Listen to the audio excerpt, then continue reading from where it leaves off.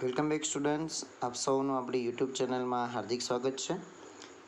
આપણે આ વિડીયોની અંદર ધોરણ 9 વિષય વિજ્ઞાન અને તમારી જે ઓગસ્ટ મહિનાની એકમ કસોટી આવવાની છે એમાં આપણે ખાસ પ્રશ્ન બેંકનું સોલ્યુશન જોવા.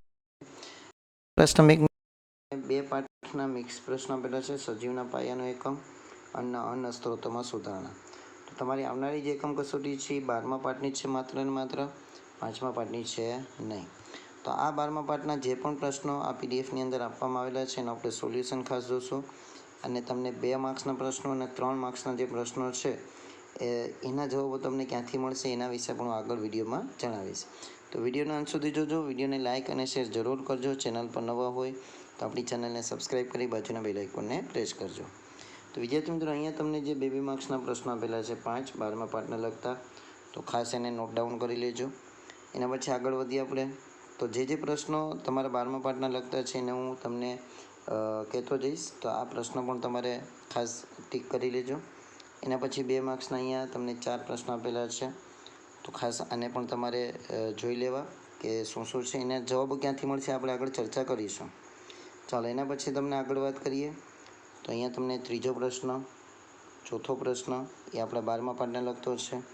એના પછી તમને અહીંયા જે બી આપેલો છે એ પણ આપણો 12મા પાઠને લગતો છે. એમાં તમારે ખાલી વિવિધ જે પાકો છે એના વનસ્પતિના સ્ત્રોતના નામ જણાવવાના છે. જેમ કે ધાન્ય તો કે ભાઈ અનાજ, કઠોળ તો કે દાળ ને એ, ફળ તો કે કેરી, શાકભાજી તો કે કારેલા છે, રીંગણા છે, એવું આપણે નામ લખવાનું છે. એના પછી અહીંયા તમને એક છેલ્લો પ્રશ્ન આપેલો છે, રવિ પાક અને ખરીફ પાક એટલે શું? રવિ પાક એને કહેવાય કે જે આપણે શિયાળાની ઋતુમાં ઉગાડીએ એવા પાક.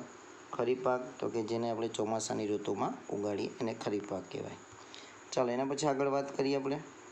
તો આ 5મા પાઠને લગતો ઘણા બધા પ્રશ્નો આમાં સામેલ છે જે તમને આવનારી એકમ કસોટીમાં સપ્ટેમ્બરમાં કામ લાગી શકે છે.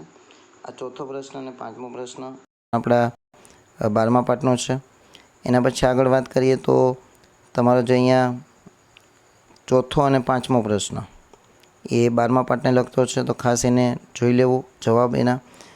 ચાલો, એના પછી આગળ વાત કરીએ તો અહીંયા તમને ચોથો અને 5મો પ્રશ્ન, વર્મી કમ્પોસ્ટ, લીલું જૈવિક ખાતર અને જૈવિક ખાતર અને મરઘા પાલન કેન્દ્રમાં મરઘામાં રોગ નિયંત્રણ માટે યોગ્ય ઉપાય સૂચવો. અને એના પછી તમને જે અહીંયા આપેલું છે આગળ ખાલી જગ્યા, જો અહીંયા 2 ખાલી જગ્યા આપેલી છે કે ખાલી જગ્યા ઇટાલીની મધમાખી છે તો એમાં જવાબ આવશે એપિસ મેલિફેરા. તુવેર ખાલી જગ્યાનો સારો સ્ત્રોત છે તો એમાં આવશે પ્રોટીન. એના પછી તમને જે ખરા ખોટા આપેલા છે, બરાબર, તો એ ખરા ખોટા આપણે ખાસ જોઈ લઈએ. તો પહેલાંની અંદર તમારો જવાબ આવશે 7માની અંદર સાચું, 8માની અંદર ખોટું, એના પછી 9માની અંદર સાચું અને 10માની અંદર ખોટું. તો આ 4 ખરા ખોટા હતા જે તમારા 12મા પાઠના લગતા છે.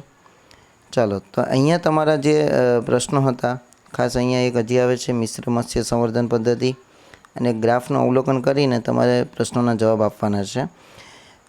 હવે તમને જે જણાવું કે તમને જે આ 2 માર્ક્સના અને 3 માર્ક્સના પ્રશ્નોનો જવાબ ક્યાંથી મળશે. તો વિદ્યાર્થી મિત્રો, આ વિડીયોના નીચે તમને એક લિંક આપેલી છે વોટ્સઅપ ગ્રુપની. એ વોટ્સઅપ ગ્રુપની લિંકમાં મારી સાથે જોડાઈ જાઓ. ત્યાં જોડાઈ અને પછી એડમિન જે પણ હોય એને તમારે મેસેજ કરવાનો છે પર્સનલી, અને ત્યાંથી પછી તમને પીડીએફ મળી જશે જેમાંથી તમે 2 માર્ક્સના અને 3 માર્ક્સના પ્રશ્નોની તૈયારી કરી શકશો. તો આશા રાખીશ તમને વિડીયો પસંદ આવ્યો હશે. જો વિડીયો પસંદ આવ્યો હોય તો આપણે વિડીયોને લાઇક, શેર અને ચેનલને સબસ્ક્રાઈબ કરવા ન ભૂલતા, અને સારી કમેન્ટ પણ લખજો કે તમને વિડીયો કેવો લાગ્યો. Thank you very much.